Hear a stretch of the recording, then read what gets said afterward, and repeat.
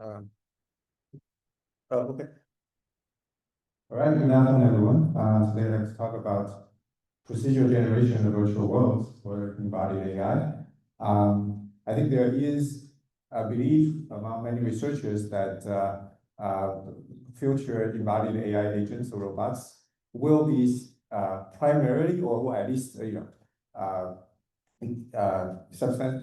somewhat trained in virtual worlds. And today I'm going to mainly tell you about our effort on this front. In particular, I will talk about our efforts on this umbrella project called InfiniGen. So I'll just first give you a quick overview of what it is, and then I'll mainly focus on the most recent developments. So what is InfiniGen? It is a procedural generator of 3D scenes. You can think of it as a generative model, and you have random scenes as input, and then you can have optional user controls. And then the system, as a black box studio, will just give you 3D scenes sampled from a distribution. These are 3D scenes, not just images, and you actually get the 3D meshes and all the information that's needed by a game engine, and so you can render images. And so this is a sample of scenes that the earliest version that could generate. Okay. What's special about this generator or this generative model is that it's actually not a neural model. So it is completely procedural. And this means that everything from shape, textures, material, lighting, arrangement to animations is generated from scratch using randomized mathematical rules. So there is no static 3D meshes that we downloaded from the internet. There's no neural network weights. Everything is rule-based internally. For example, this is a flower, and the flower is generated through mathematical rules with interpretable controls. So you can actually change the shape of the flower in the interpretable way. And here's another example of a generator for a tree. Right? So here we basically write rules to simulate the growth of a tree. So you can start with the stem, and you can have randomized branching, and then we can have a material system that's also based on rules that give randomized material for tree bark. And we can have other systems that will attach leaves and fruits to the trees. So this it's an example of a generator for a category of objects. Okay. So the system is based on Blender, which is the open source graphics tool. And in particular, we use heavily the geometry node system that was introduced in 2021. You can think of the geometry node system as basically like PyTorch for procedural generation. So it basically is a visual programming language that you can that allows artists and non-programmers to compose mathematical functions to specify compute graphs for shapes, materials, and other things. Okay, so there are many tutorials online, and we introduced a system that can actually convert these compute graphs compiled by artists to Python code that allows more flexibility. So you can do loops, you can do recursion. And InfiniGen has coverage of many things, including the natural world. So this is just a gallery of the generators we have. We have leaves, we have underwater objects. We also have a tree system, and we have a terrain system. And the system can generate videos, and we actually have an introduction video on the website, that you're welcome to check out. As you can see that the system can actually also do simulations of fluids and other phenomena.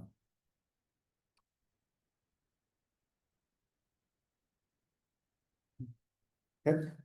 We also have coverage of indoor scenes. So here, these are some examples. They are all procedural generated from the layout of the room to the furniture, and the arrangement of objects inside the room. These are all procedural based on mathematical rules.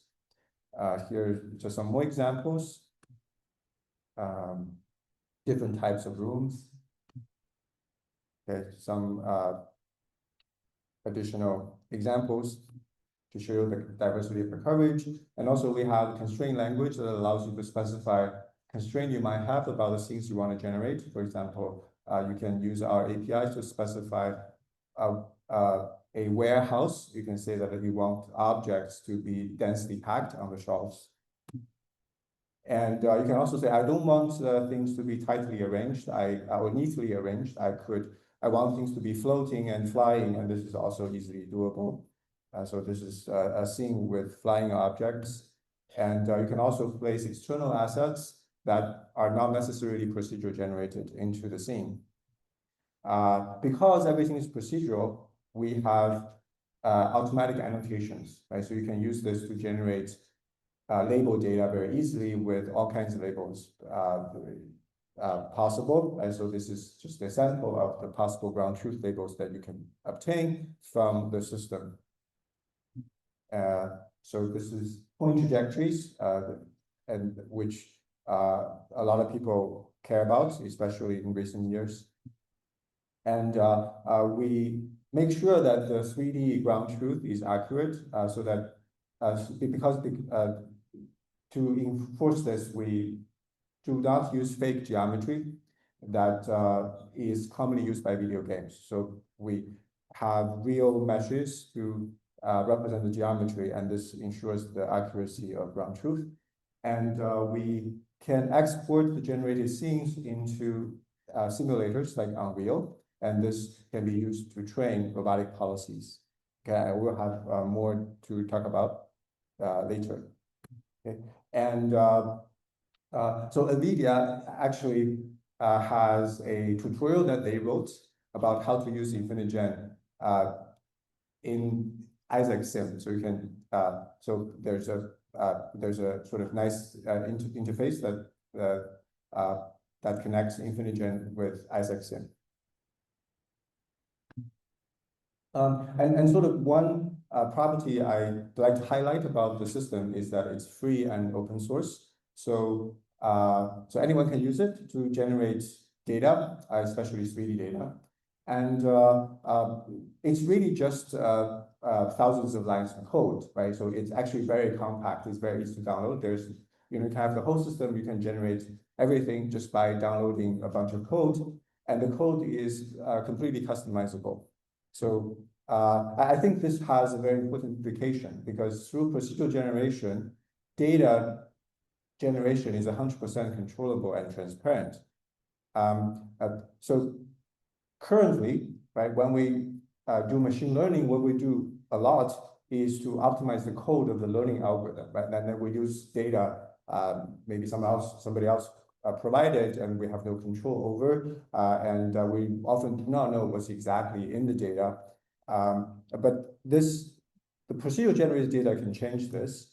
So the data now is literally code, right? It's completely determined by the generation code, and also it's rendered from GPU. Okay? So the fact that the data is now code with procedural generation can actually have far-reaching implications in my view, because now the data can be optimized and customized like code, and can be verified for security.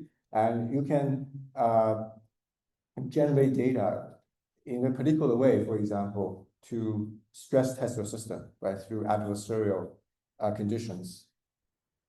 Okay. So this is on the sort of a more philosophical level. Right? There's a big subject in computer science. It's about the design and analysis of computer algorithms.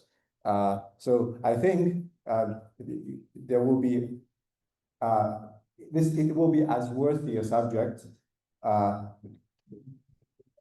design and analysis of algorithmic data. And so we can there's a lot of things we can try to understand about data, that what is effective, what's necessary, and what is not necessary, and how do we make the data useful and safe. And currently, there's not so much understanding about this. Okay? So the performance and capabilities of models, they are dependent a lot on the data that you use to train the models. But right now, sort of, it's usually a kitchen sink approach, and then there's just not much understanding, and hopefully procedural data can allow us to have a lot better understanding. So that this the subject of data will be more like a real science. Okay, so now for the rest of the talk, I'd like to show you some of the most recent developments with InfiniGen. There are several pieces. I'll start with probably the most relevant bit with this workshop, right, which is how we can use the system for robot learning, right, for embodied AI. So this is about simulation-ready assets. And in particular, this is about procedural generation of articulated simulation assets for training robots.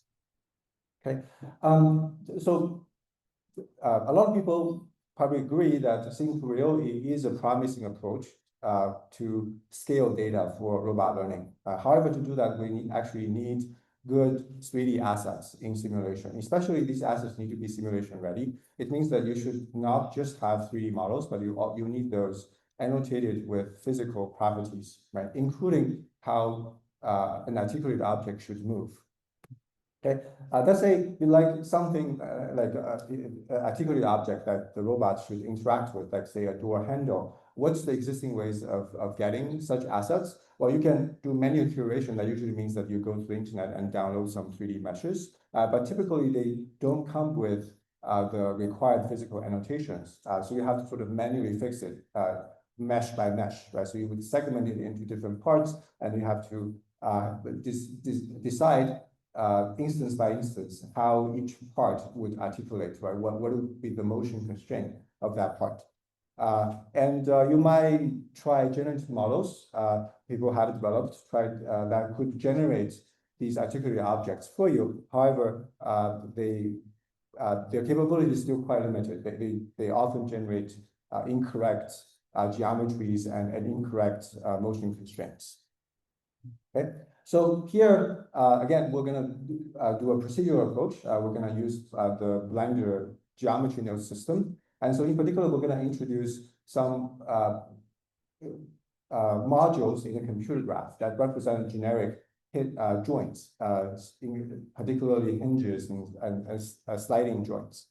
Right? And now, once we have developed these modules, we can use them to connect the parts of the object to form articulated objects. Okay, so this is a gallery of what we currently have and how the objects can articulate, right?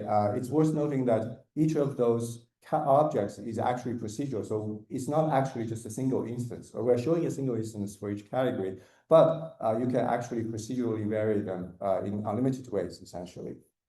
Just showing what kind of degrees of freedom they currently have. Okay, so the assets actually are highly detailed, and because we're doing procedural, so they are guaranteed to be kinematically accurate. So this is a sample of procedural variations that you could have. For example, for a toaster, you could have different numbers of slots, right, and different dimensions. And you can actually create your own procedural assets, right? Using the modules we provide. So here, let's say you can first build a procedure generator for a particular object, but the objects may not have articulation. Right? Now you can then use our modules for the joints, and then you can add your primary distributions, and then now you could then generate varied assets for use in a simulator. Okay. And we actually have used our procedural assets, these articulated assets, to train robotic policies ourselves, and we have achieved successful Sync-to-Real transfer. The procedural aspect is very helpful in that it provides necessary randomization for the policy to generalize to unseen instances in the real world.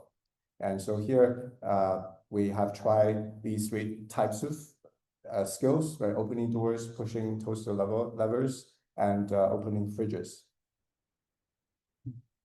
Okay, so now I'm like to switch gear and talk about something else that we can do with InfiniGen, which is optimizing the data so that the data is more effective for training models, right? So here we're going to use an example that's also quite relevant for embodied AI for robots. That is the visual part. In this case, we're talking about depth from a pair of stereo cameras. Okay, so here we're asking the question: what makes good synthetic data for stereo matching, especially in the zero-shot setting? Okay, so here this is just a classical setup, right? So we have a pair of cameras, and we like to estimate depth, and this becomes a one-dimensional optical flow problem. We essentially needs to find a correspondence between pixels along the scan lines of a pair of rectified images. Okay, so why do we want to study data for stereo matching, especially synthetic data? This is because CLA models, they all rely on a well-curated training set, right? It's very important for robust performance, especially for zero-shot generalization. And typically, the state-of-the-art neural networks will be trained on a lot of synthetic data, okay? And it's overwhelmingly synthetic data because the real-world synthetic data is very, very limited, okay? So we'd like to sort of take a look at how to make good synthetic data sets, right? So this is because to make a synthetic data set, you actually have a large design space, right? There are many choices you have to make, but there are just not a lot of existing study on how to make it work, right? So there's, in particular, there are very few ablation studies to tell us like what is really important for making the data work, to make it cost effective. Okay, with procedural generation, we can make this ablation study very easy, right? Because it provides all the controls that we need. So in this case, we're taking some initial steps. It's not the entire design space. We look at a bunch of things, including the density of floating objects, the type of floating objects, the material we apply to the objects, what kind of background, what kind of lighting we'd like. And we see how these would affect the performance of the model trained on such data. Right? So we just wanted to highlight some of the key findings. So first, in terms of the scene arrangement, we found that combining floating objects with realistic scenes is the best approach, as opposed to just have random floating objects or only realistic scenes. Okay, it's probably a combination of sort of you need to have some kind of realism to have less domain gap. On the other hand, you want to have some domain randomization to make the learned network robust. Okay, and also there's some decisions actually it turns out to have like very negative impact on performance. At least in relevance to the existing benchmarks on stereo matching. So one turns out to be the material that you put on objects. So if you have a lot of reflective and transparent objects, it's going to hurt performance quite a bit on diffuse regions. And that's sort of the diffuse regions are the sort of dominate in existing benchmarks. So this could just be a function of the coverage of existing benchmarks. And based on our findings, we were able to construct a new data set that has about 150K stereo pairs. And we also did some performance optimization to make the generation fast and tractable. And so it's a combination of indoor scenes and nature scenes from InfiniGen. And it turns out that this new data set actually is a lot more sample efficient than the existing recipe of data combination people have been using. So here our data is 1/4 of the size of this combined data set, but the models trained on our data is the same, either is as accurate or substantially or sees a substantial improvement on certain benchmarks. And here is a plot on the performance of the model scaling with the size of the data set. As you can see from these curves, so here when we fix the model, training on our optimized data will scale better than existing data sets. Okay, so basically, this is sort of the initial study that shows that it's really worthwhile doing a careful study of data generation, and this made possible and profitable through procedural generation. Okay, and then I think there's a lot more that can be done on this front. Okay, so now I'd like to talk about something else that we can do with procedural generation. I just talked about training, but in fact, procedural generation can also be used for evaluation, to do evaluation that would not have been possible otherwise. Okay, so here I'm going to show recent work on procedural evaluation of monocular depth estimation. So here the idea is that we'd like to know how good existing models of monocular depth are in terms of robustness. We know that on existing benchmarks, they have given us very good numbers, but are they actually robust to perturbations? That is, if the input changes slightly, can they still do as well? This is sort of motivated by observations on large language models. So sometimes the models are actually not very robust. So they overfit it to spurious correlations in the training set. So if you vary the input slightly, not necessarily adversarially, and then the model will struggle massively. So what we'd like to understand whether this is true and to what extent this is true for monocular depth estimation, and what kind of perturbations would make the models struggle.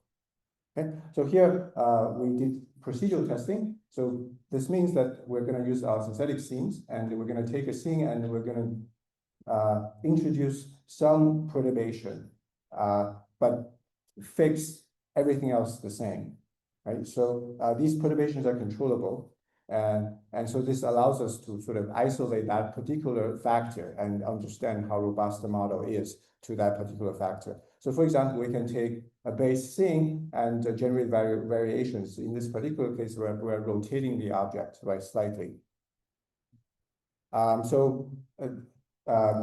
Here is a list of perturbations that we experimented with that includes object size. We're gonna, make the object bigger or smaller. We can also rotate the object in 3D. We can also introduce occlusion. That means, for example, we can put an object into a cage, right? And then we can adjust the density of the cage. And we also have lighting variations. For outdoor and indoor, we have a material swap. We change the material of every surface in the scene while keeping the geometry the same. Right? We can also have additional deformations that are not easy to do with non-procedural assets. For example, we can vary the length of the legs of a chair, right? We can make the door of a cabinet open or closed. We can do non-rigid deformation of a fish and see how well the models respond to such perturbations. Can they stay accurate? So if the model is robust, right, we can expect them to do well to at least maintain a level of accuracy or maintain consistent predictions under each type of perturbation. And we can, in fact, precisely quantify how robust they are. And so here we introduce some evaluation metrics for robustness. So first of all, we have average error. It's just like, you have a perturbation and you have perturbation of various intensities, right? And then you can average the error. So this is not a robustness metric per se. It's just saying that how well the model does under this collection of perturbations. And then the first robustness measure we introduce is called accuracy and stability, basically saying that how varied the accuracy would be, right, within this perturbation. So ideally, a stable model, right, the error should not change much, should have a small variance when you vary the intensity of the perturbation. Another metric is self-consistency or inconsistency. This is measured without the reference to ground truth. Basically, under certain perturbations, the ground truth prediction is exactly the same. For example, if you change the lighting, the output, the predicted geometry 3D shape should actually remain the same. Right? So in this case, we don't have to use ground truth. We can ask to what extent the prediction stays the same compared to itself. And these are the results, leading models. So we can see that the model that achieves the best error is not necessarily the most stable or self-consistent. Okay, and so there's some interesting findings about the relative stability of consistency of models. Okay, this is sort of aggregated results. What's probably more interesting is what kind of variations would trip up the models. It turns out that there's some simple camera variations that would cause the models to struggle quite a bit. So one is camera roll, basically means we'll rotate the camera around the camera axis. So essentially, it's the same as just rotating the image by some degrees. That actually would cause the prediction to change quite a bit. And also there's another change for the camera, which is the Dali zoom. Basically, it means that you change the focal length of the camera and moving the camera forward and backwards so that you keep the object roughly the same size in the pixel space. And that also is a big source of instability and for the models. So we actually didn't expect this. We were thinking that maybe lighting and material would bigger trouble, but in fact, lighting is handled pretty well by the current models. And here's an example of Dali zoom. We can see that under this perturbation and the predictions would change quite a bit, right, by the two leading models, that's Pro and Moch. I guess they're not that great to start with, but you can see that it is also not stable. And different models would have different stability with consistency. So here, for example, unit depth is a lot more stable under camera rotation than depth probe. Okay, and also occlusion turns out to be a big source of trouble for existing models. And here's an example of how the predictions would change under this perturbation. Okay, so the last project that we talked about under Ifinogen is still about the vision part, and that's also relevant for robots and embodied AI. But this is also about depth, but it's something that hasn't really been worked on by the community, which is about multi-layer depth prediction. So here we have a poster, and please check it out on Tuesday. So here the problem is this: is that we wanted robots or embodied agents to be able to handle transparent surfaces. This is not handled in current 3D perception systems. And so when you talk about depth reconstruction, you always, the default is that there's like a single layer of observed geometry or surface, right? So you either you see that or you see something behind it, but not both, right? But transparent objects are very common in daily life, and it's very important for navigation and manipulation. So here we actually want a 3D perception system to see both the glass and what's behind the glass. Okay, so this is important because you want the robot to see the glass so that it doesn't bump into it, and also you want the robot to see through glass so that it can retrieve objects inside a transparent container. Okay, so we basically want a system that can see multiple layers of geometry at the same time. Okay, and this is not a problem that's addressed. So this brings up this problem we call multi-layer depth. So basically, there are multiple layers of depth in the scene, and each layer is defined by a transition of median of light right? So, for example, from air to glass, that there's a transition, there's a surface that defines transition, and then glass to air again, or maybe to water, and then water to glass to air, right? So there are multiple layers, and each transition defines a layer. We'd like the model to see all these different layers. Now, the first thing we do is to actually create a real world benchmark, because a real world evaluation is important. With synthetic data, you always have this question about, does it actually represent the real world? What about the domain gap? Can you actually trust the evaluation results? So we sort of insist on real world evaluation. So here, one issue with real world evaluation is that if you want a really diverse scenes, it's actually very difficult to get the ground truth annotations of multiple layers of geometry, especially if you want metric values of that. So here we take a crowdsourcing approach. We get sort of qualitative annotation of humans with multiple layers of surfaces. So here, there's an image. This is just a random image from the internet or taken by ourselves. And there's transparent surface. We're gonna ask annotators to tell us what layer they're annotating, and we can ask them to say draw a line that's monotonic in depth, and then we're gonna ask them to tell us points that before these points on the line or points after behind these lines, and then which layer they belong to. So we basically get a lot of relative depth pairs or tuples, and as well as which layer they reside. Okay, and from these annotations, we can actually generate a lot of queries to the model about what the model see in terms of multiple layers of geometry, and we can use that to evaluate.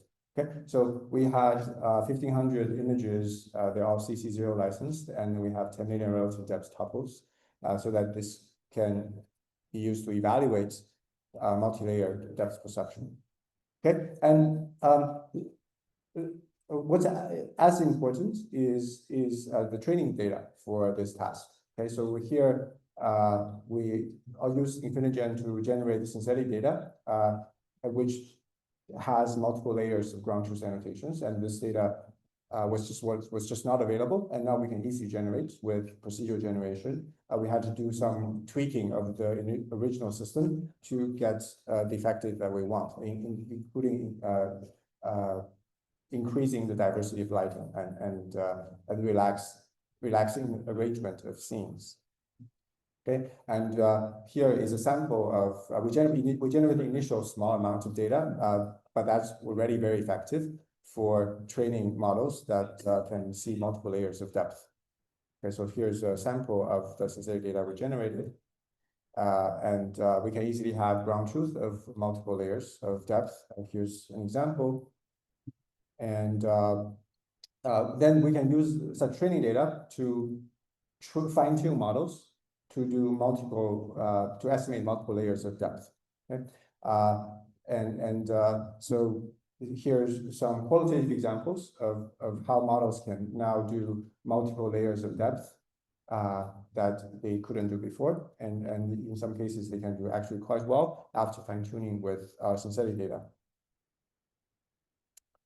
And in terms of quantitative comparison, because the existing models are actually really not trained for multiple layers of depth, but we show that even if we just care about the first layer depth estimation, this synthetic data is still helpful. It gives you a huge improvement in terms of the accuracy of the first layer, because before the models will tend to produce inconsistent or sort of undefined behavior when there is, like, say, a transparent layer. Sometimes it predicts the first layer, sometimes it predicts what's behind it, and it really depends on the annotation in the training data. And so here we can make the behavior very consistent. We can say, we predict the first layer, and then when we value on this, we get very significant improvements. Okay, some more examples. Okay, so these are actually all the new developments that I'd like to talk about. But before I wrap up, I would like to put in a plug for a real world new data set that we have introduced at ICCV this year. We have a poster session on Tuesday, and it's called Princeton 365. Okay, why should you care about it? You should care about it if you work on novel view synthesis, or SLAM or a camera pose estimation.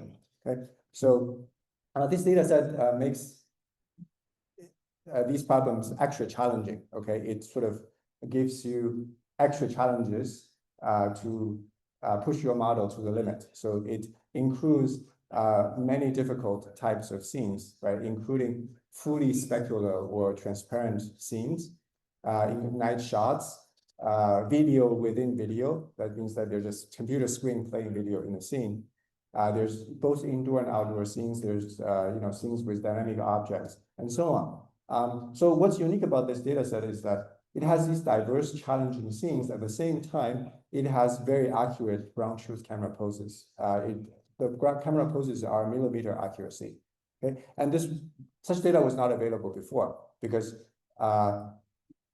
it was not clear how you can get accurate ground truth. If you just run CoMap on these scenes, the CoMap would fail, would not give you accurate camera pose.